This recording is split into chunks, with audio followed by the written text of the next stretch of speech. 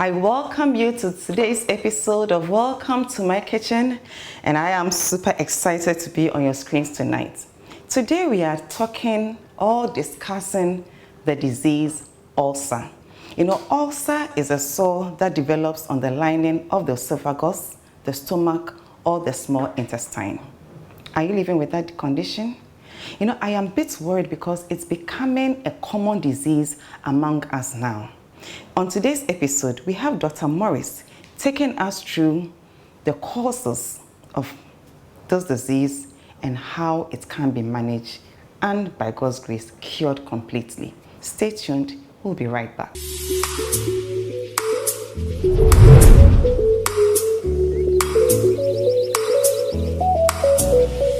Welcome back. So today, like I said, we are talking ulcer. I know that disease is deadly or can be deadly. But thankfully we have Dr. Morris here. You remember how passionate he was all about ulcer. Today the floor is all his. Let him take us through the causes, the symptoms and all. Yes. Some of the things we can do here in our kitchen. Welcome. Thank you. Always glad to see you, no? Yes. By God's grace. Yes. And with your support, this old lady is still intact. You're not an old lady. Yeah. No, you're not. I'm still young. You are. Yeah. Not still, you are very young. So, ulcer. Yes, ulcer. In fact, I checked and they said ulcer is a sore, that develops either on the lining of the esophagus, yes, the stomach, or the intestine. Exactly. So what are the causes? What causes all these things? Yes. Anyway, thank you very much. Honestly speaking, one of the disorders that has been so disturbing, sometimes people suffer from ulcer and they relate it to all kinds of spiritual matters and issues here and there, blaming it upon people that it kind of reached something and all those witchcrafts. Yes, I'm sure it's the symptoms, the experience that exactly. lead them into thinking that way.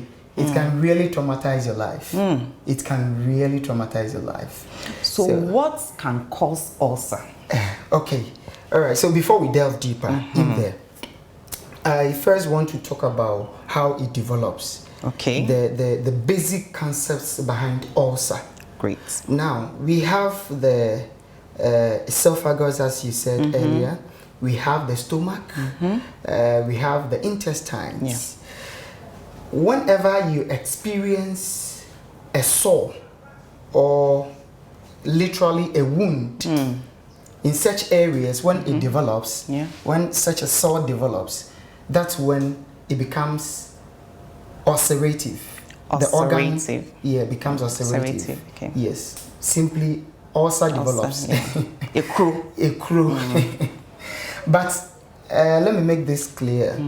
There's a difference between ulcer and gastritis. Great. When you hear the word tis, hepatitis, inflammation of the hepatic organ. Okay.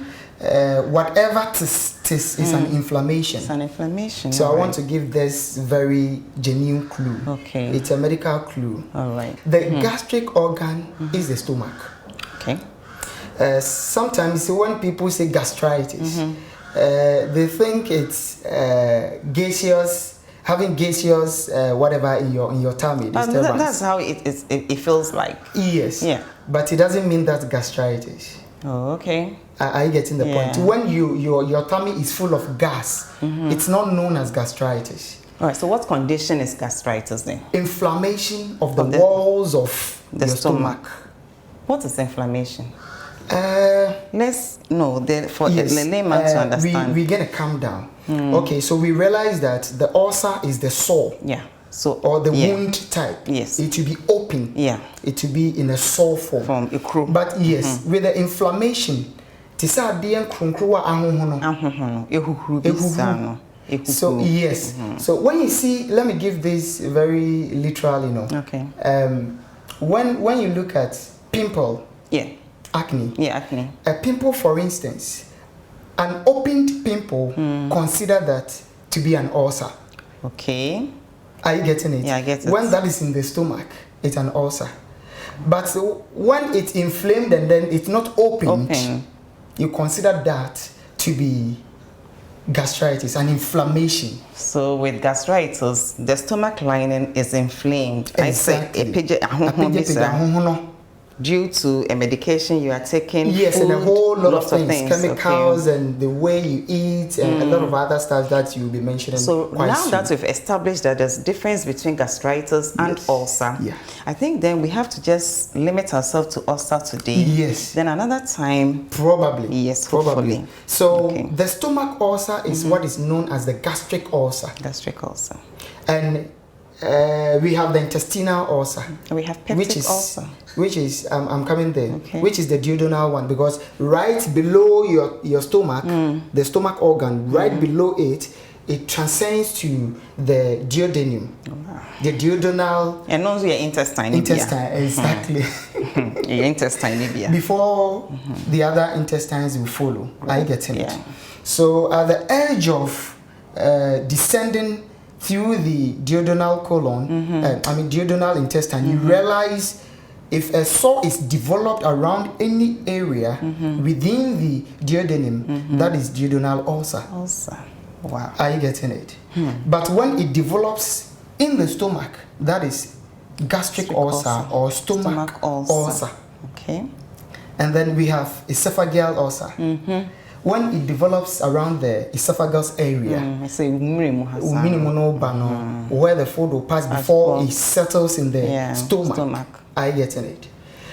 Whenever you develop any sore around such area, that's when it needs to be termed or be seen or be viewed as esophageal ulcer. Are you getting it? Yes. All these are known to be peptic ulcers. All these three conditions are under peptic ulcer. Exactly. I see. I thought ulcer simply is wound. A sore. That's ulcer. Are you getting it?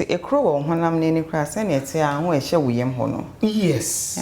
It's an ulcer. Yeah. So what makes it very difficult is it's not opened to air.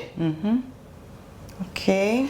Air is a major component when it comes to the healing process of a wound or a sore. Yeah. But it becomes very crucial when it appears within the body and not without or outside the body. That is why curing it is difficult. Very difficult. So don't let people just lie to you. It takes a real gradual process before you can deal with the ulcer. And discipline. Discipline a lot. Yeah. So all these are known to be peptic ulcers because it's derived from the word pepsin. Okay. And pepsin is the utmost enzyme that carries out the enzymatic reaction in breaking down of proteins. So we wouldn't want to go there technically. Some of the terms. So yes. Okay. So, but you still haven't answered my question. What are the causes? What can cause a sore in someone's? Exactly. Foremost, I want to talk about the HCl, the internal hydrochloric acid. Internal hydrochloric acid. Yes. Okay. Whenever you eat, yes, there are a lot of enzymes in suwan kitibi will be released into the stomach to act on the food you have eaten. To help it break it down. To digest it. To digest the food. A great teacher. Okay. Yes. And the HCl is regulated by the body. Okay. It's secreted from the walls of the intestines and the stomach, basically the stomach. Okay. From the walls of the stomach, it will be secreted. Most especially when you start talking or whenever you are jawing or you are jawing.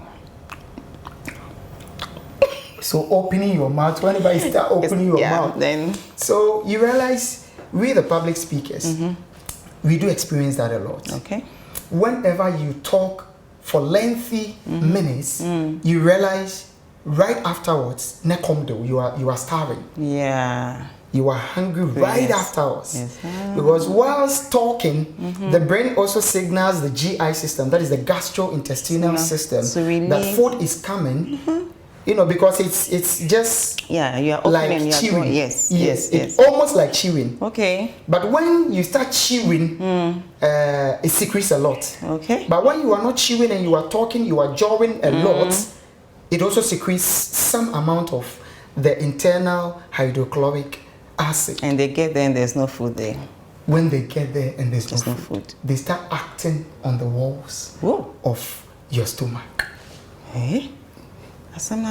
Are you getting the issue? I get it. Now, so you ask yourself, is it the only thing? No.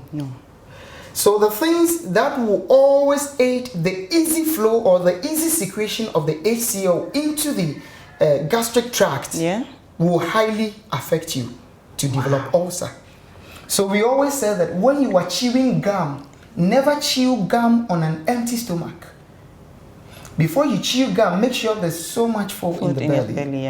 It even helps in in digestion. That is why people say that, oh, what did you have, bro? So if you are someone who is used to gluttony, overeating, you realize when you are so much full and you are unable to do anything. When you start chewing gum, within 30 minutes you are free. Sharp. Because it will release a lot of the HCl onto the food you have eaten to help break it down quickly and faster. Are you getting it? I get it. Yes. So one is not chewing gum on an empty stomach. It's very important. Two, those who eat and they have a lot of fluids with them. Eating and drinking. They will be eating and then will be drinking at the same time. And when you tell them, they are like, oh, temperance, excuse me. You need to excuse your tummy. When the ulcer comes, it's not temperance that is going to suffer. You are going to suffer. Yeah. So it's important we understand the mechanism. Now, let me explain. I've written a whole article on that. It was published in New Start magazine. Yeah, that was around 2017, 2016. We need to go and pull it, yes, New Start magazine. Circulate it, Yes. In fact, whenever you are eating, the body is computerized and networked in a manner with the brain. So the brain is able to calculate the amount of food you are eating. Yes. It knows the amount of food that is present in the tummy. And then it knows the particular kind of food you have eaten. That is why we say you are what you eat. If you eat, your brain knows what you have ingested. So it knows the particular enzyme to release at what time when you are eating. Also in America. Yes. No wonder we are fearfully so miraculous and wonderfully made. Yes. That reveals the divinity power of God's creatorship. Yeah. He is the brain behind human beings, the framework and everything. So our dear friends who do not believe in the existence of Almighty, let's pray for them. Yeah. So when you are eating and you are drinking at the same time, the water you are taking along will tamper with the food, the power of hydrogen, the pH of the HCl. So the body, the brain has worked that, okay, you need a pH level of 1.5 of the hydrochloric acid to act on the beans that you have eaten. Okay. But once eating, you were taking alkaline water. The alkaline water or other fizzy drinks. Yes. To neutralize or to, in other words, manipulate the regulatory mechanism of the body in secreting the necessary and the needful amount of HCl to act on the food you have eaten. So, in a way, you are confusing the system. Disturbing it. You are traumatizing the system. So you end up paying for it. Exactly. So the body will be confused. Oh, why is it that I've secreted 25 ml, 25 ml to act on this particular food you have eaten, but it couldn't work it out. What's the problem? Then let me secrete more. Because it tells itself that the food should be digested within these hours. I see. Hey, I don't know, quite delicate. It is complicated it's as well. a whole, but we are just trying to calm down so we can have a little glimpse of it. So I'm not joking because it's serious. It is. Yeah, it is. Aside all jokes, it's Yes, really serious. It is. So it's important that when you are eating, you don't drink. And so we advise that, you drink 30 minutes before your meals. Yes, or 30 minutes to 1 hour after you have eaten. That is always helpful. All right, let me come in small. We don't have much time. Right. So now we've come to realize some of the causes, through diet, even medication, and we know bacteria like fact, H. pylori. H. pylori. Yeah. The medication we have been taking, some of the medicines we do take. I wouldn't want to mention. No, we can't mention it. Are you getting it? Sometimes it's not your fault. Yes. You are on it. You need to take it, but that's a side effect of what? The side effect. And most of them too, not actually the side effect, but because it's a chemical. Oh, okay. And if the chemical comes in contact with any HCl, it becomes so harsh. Let's listen to this very carefully. That's why when you are told that take this medicine right after food, you do just that. Okay. Are you getting it? Okay. Some of us, we are not disobedient to the laws of prescription drugs. We are not disciplined. We are not disciplined too. You are told to eat probably 30 minutes. Within 30 minutes, you're done taking the medicine. And then you wait, you say, oh, you've forgotten, so it will be like 2 hours before you take it. The medicine come in there and then realize the particular kind of medicine you have taken, I don't know, and realize there's no much food to act on. But then there will be the hydrochloric acid around, and then it comes in contact with this to create the harsh chemical reaction in there, and then will be acting on the walls of your stomach or intestine. Thank you. It's so bad. Thank you. We are going on a break. Right. We are going on a break. I want my doctor to drink small water. We'll be right back.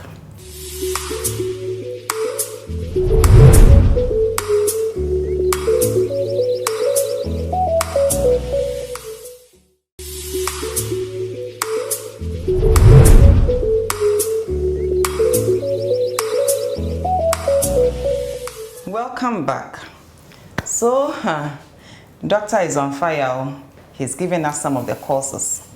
But then we have 2 major ingredients here to prepare a healthy juice that will complement your treatment of ulcer, right? Exactly, and a whole lot of other ones that we shall be given by mouth. By mouth. And my favorite vegetable. Oh, okay. Cabbage. Is that your favorite vegetable? I love it. Oh, okay. Me in this salad without cabbage. I just love it. Right. So we are using cabbage. Yes.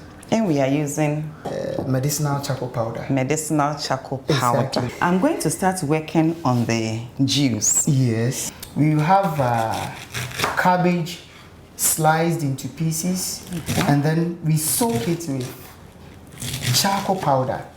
Medicinal charcoal powder, actually. So how many teaspoons of? Just a teaspoon. Just 1 teaspoon. Just a teaspoon is enough.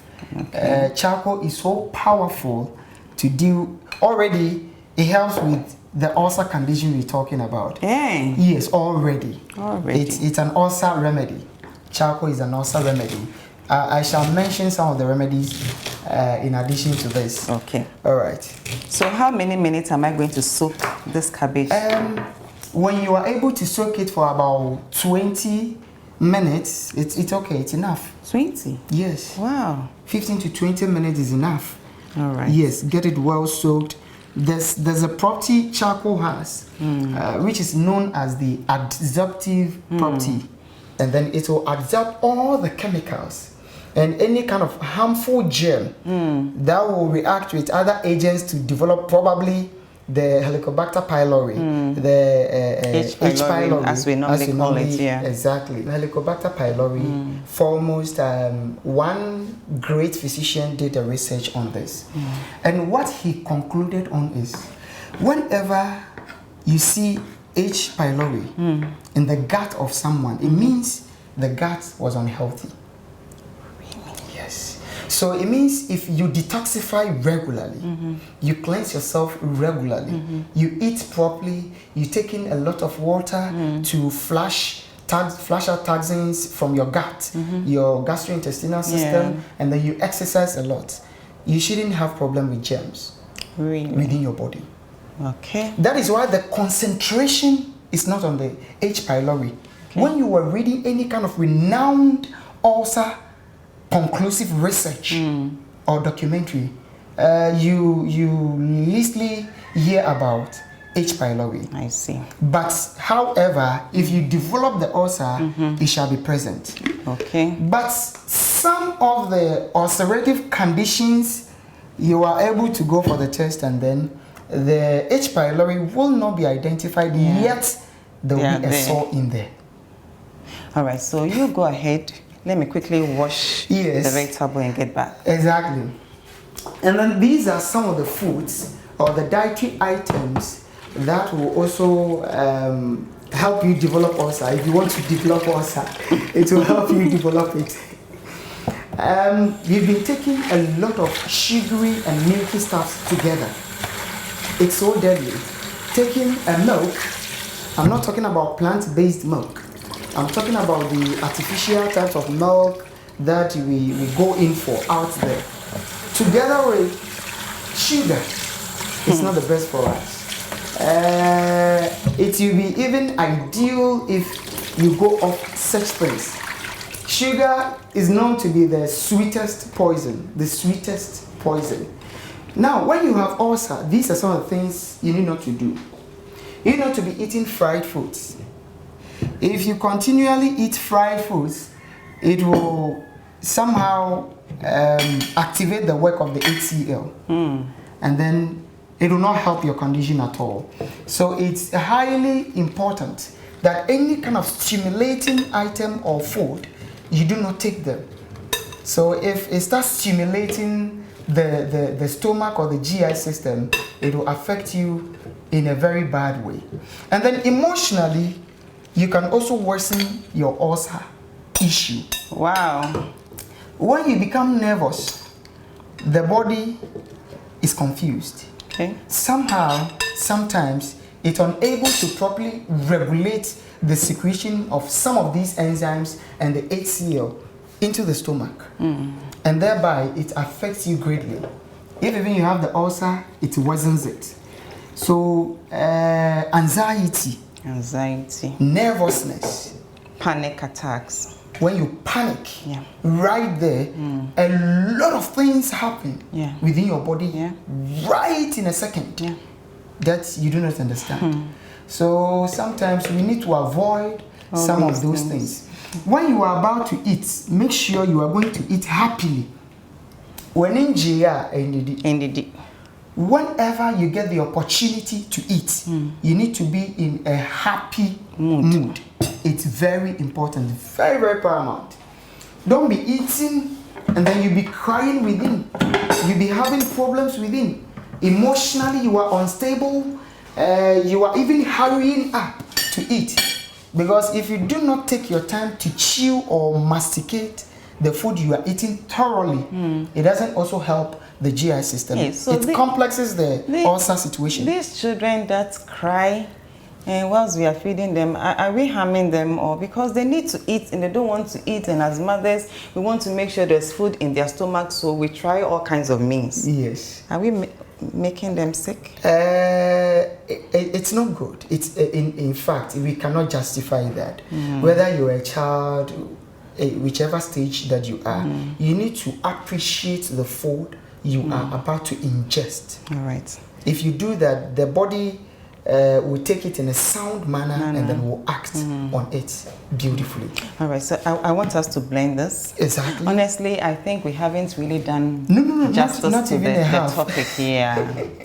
I don't know, but there's a lot more, but gradually we shall get there. Probably on other episodes.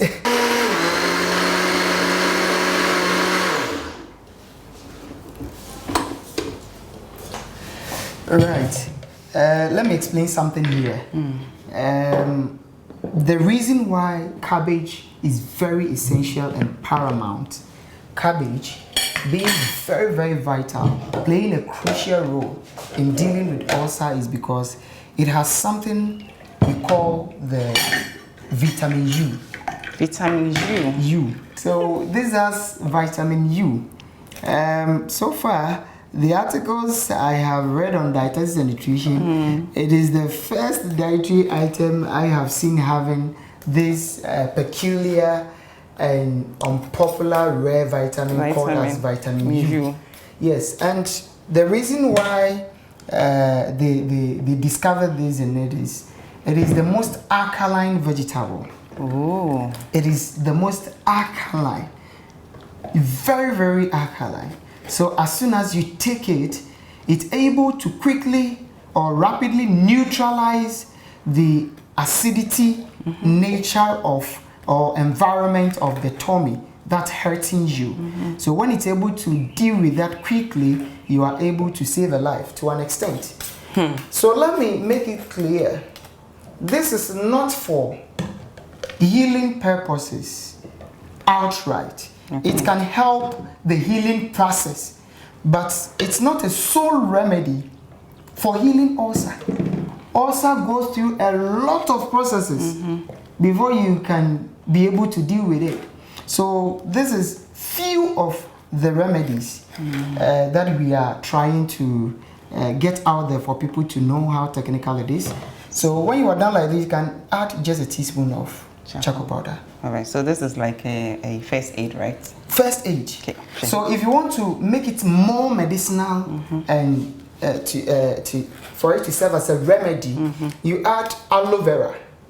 Okay. You add aloe vera to this cabbage, and then you prepare juice from both. Or you can add leaf of life. That is tamiewu, locally known as tamiewu. It's you. Who do you see home? Come on. That is leaf of life. Tamiewu. Just Google it. Leaf. L-E-A-F. Of life. Leaf of life. It's very, very essential in fighting, ulcer and a whole lot of other stuffs. So it's important. Ours is ready. We're going to enjoy it. Whether you have the ulcer or not, sometimes it's also good to deal with acidosis and a whole lot of other acid-relating conditions. If you have heartburns and a whole lot, sometimes the ulcer will lead to back pains. Yes. Some crucial abdominal pains and a whole lot of other stuff. Even headaches. Headaches. Funny dreams. Yes. Panic attacks. All these things. That's why initially you said you might think before it's not. You see how I wish we have enough time. Yes, but I pray to God that time will come. Certainly. And so when you are done blending and you you strain it. Yes. You can add this to your stew. Yeah. The fiber. The fiber. Add it to your stew. Yes. When you're preparing rice, you can just, when the rice is done, you can just, put it in there. But for the emergency cases, you don't strain it. Yes, sir. Yeah, those who are using it periodically to treat the condition, for every morning, you strain it before you take it. It also works on cholesterol and a whole lot. Okay. But if it's an emergency situation, someone can pass out. Yeah. When the ulcer gets to an extent where it's so, I lost my auntie through ulcer. Wow. Yeah. Wow. About 2 years ago. Sorry. Yeah. Too bad, sometimes some are able to pass out. They collapse, as we normally say, simply because of ulcer. So when such things are happening, if you see someone losing or passing out here and there, you can quickly blend it and then you add the charcoal powder. If you don't have, you just give it to the person like that. It will save at least a percentage before probably you take other precautionary measures. Yeah, but can you add any other vegetable like carrots? Yes, you can add carrots just to flavor it. Just to flavor it. Okay, so if you are using it to, check your cholesterol, do you have to take it with a fiber? Or? No, just in a juice form. And then you need not to be eating between meals. Okay. When you have ulcer, you shouldn't be eating between meals. Whole fried foods, sugary foods, flour foods. You need to take your time, masticate the food very well. Yes. You eat foods with fiber. Because when there's no fiber at all in your foods, you will suffer a lot. Yeah, my clinic is in Kasua, Lawyer Junction. There is Amaris Neuropathic Clinic. And then I am the founder and president for Sankofa Health Movement.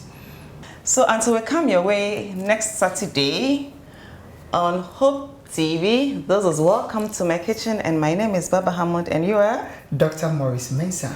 Take care and stay peace. Bye.